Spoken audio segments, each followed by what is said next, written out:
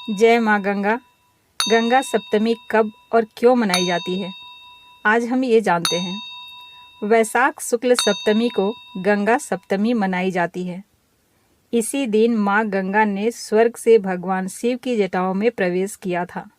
गंगा सप्तमी पर गंगा नदी और शिव जी की पौराणिक कथा सुनिए। हिंदू पंचांग के अनुसार वैशाख मास के शुक्ल पक्ष की सप्तमी तिथि को गंगा सप्तमी का पर्व मनाया जाता है। इस वर्ष यह पर्व यानी 2024 में 14 मई दिन मंगलवार को मनाई जाएगी। इस दिन माँ गंगा की विशेष पूजा की जाती है।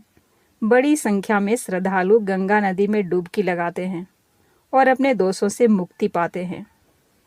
माँ गंगा से जुड़ी पौराणिक कथा है।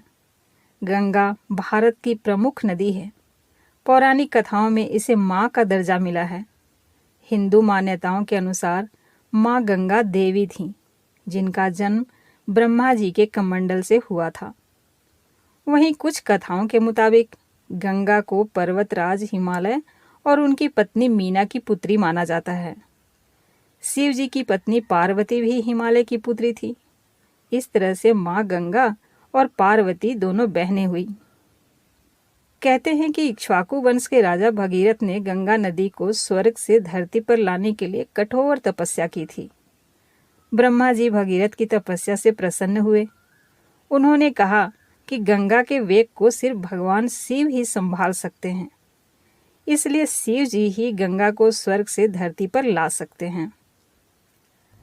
ब्रह्मा जी ने अपने कमंडल से गंगा की धारा छोड़ी और शिव जी ने गंगा की धारा को अपनी जटाओं में समेट लिया। वैशाख शुक्ल सप्तमी को माँ गंगा ने भगवान शिव की जटाओं में प्रवेश किया था। इसी दिन गंगा सप्तमी मनाई जाती है। इसके बाद 32 दिनों तक गंगा शिव की जटाओं में विचरण करती रही। फिर देवों और राजा भगीरथ के आग्रह पर शिव जी ने अपनी एक जटा को खोल दिया और माँ गंगा पृथ्वी पर अवतरित हुई। माँ गंगा जिस दिन पृथ्वी पर अवतरित हुई वो था ज्येष्ठ शुक्ल सप्तमी तिथि। इस दिन को गंगा दशहरा के रूप में मनाया जाता है। तो ये थी पौराणिक कथा गंगा सप्तमी की।